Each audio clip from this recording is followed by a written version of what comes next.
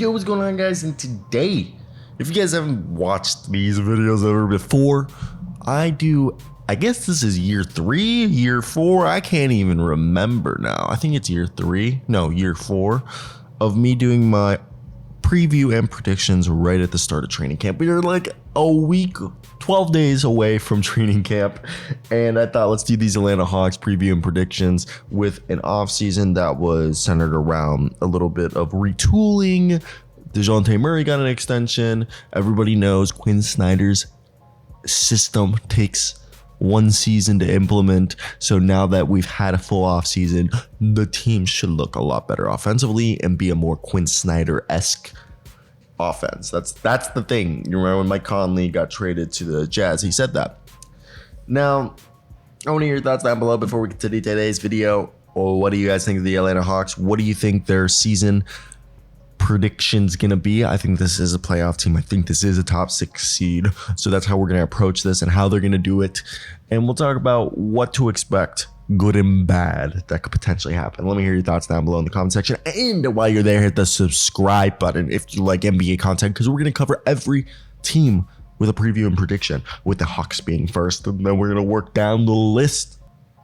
All right, let's just go into this and talk about what the roster is looking like right now going into training camp. And I want to hear your predictions, who's going to be on the final roster. So going into camp right now, they've got 15 players under, main contracts.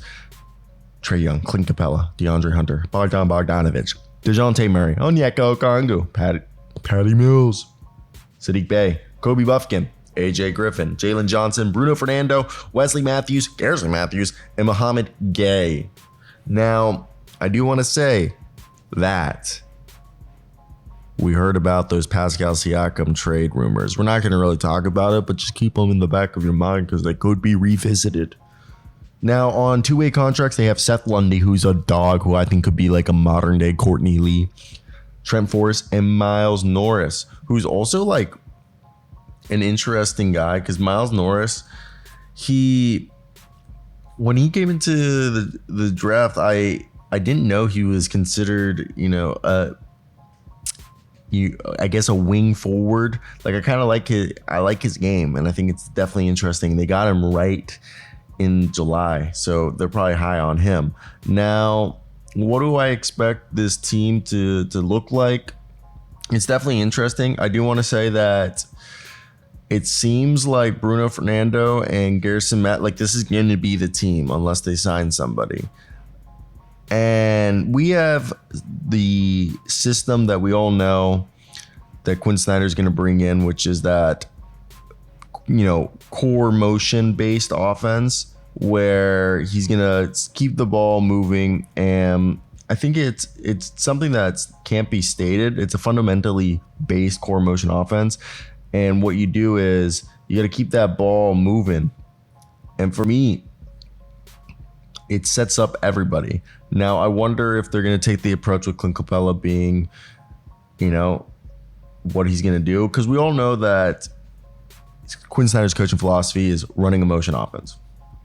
And what you guys need to understand is an NBA motion offense is an offense okay.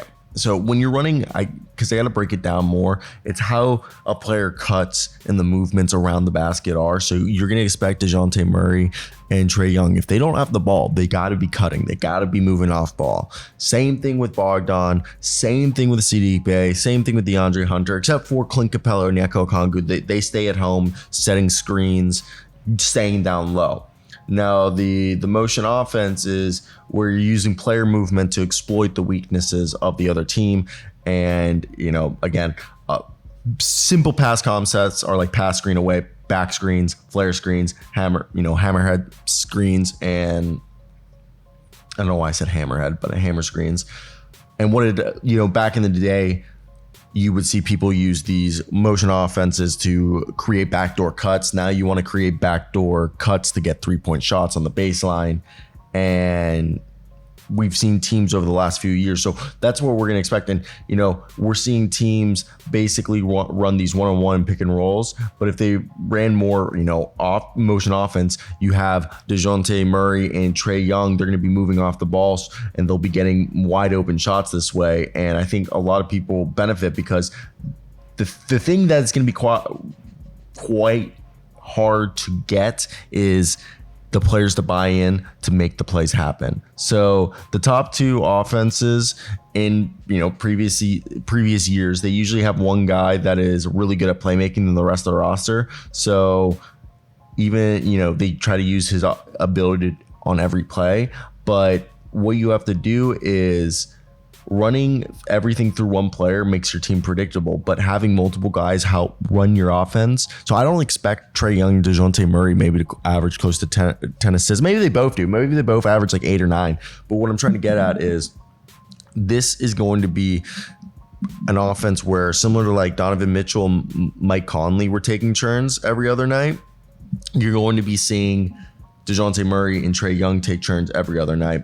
And DeAndre Hunter, Bogdanovich, Saddiq Bey, AJ Griffin, who was in the doghouse last year, are all going to have to learn how to play off ball, set screens for each other. So that way, when, the opportunity rises, they're going to be able to get wide open shots. And then Clint Capella and Onyeka Okongwu are going to be guys who are going to have to, get rebounds and protect the rim. Same thing with Bruno Fernando. I expect Jalen Johnson to have a good year too this year.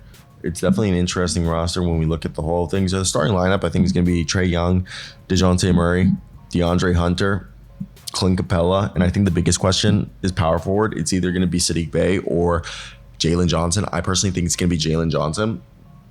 If it's Saddiq Bey, I think it's Saddiq Bey and DeAndre Hunter still out there. But I think Jalen Johnson's just a better rebounder and also gives you more playmaking than having Saddiq and DeAndre out there. And then, Trae Young, Murray, Hunter, Johnson, and Capella as a starting lineup with Patty Mills, Bogdanovich, Saddiq Bey, and Onyeka Okongwu and AJ Griffin as the 5 guys off the bench. And that's your 10-man rotation right there. And then the break the glass guys are Wesley Matthews, Kobe Buffkin, Garrison Matthews, Bruno Fernando. And those are just the bottom of the roster guys. But it's really not that bad of a team. I think it's actually a team that's, if we're going to get into now what I expect from them, I think this is definitely a team that's going to be a playoff one. I think they should be a top 6 seed. And let's just go into Quinn Snyder. So Quinn Snyder coaching record. So his coaching career, I want to see what his team's like. So if it takes 1 year for his system to work. So his first season, they went 38-44. And then the second season, they went 40-42 in Utah. But his third year, they went 51-31. I think they're a bit further along the Atlanta Hawks than the Jazz were. So I think they really could take that jump to being a 50-win squad.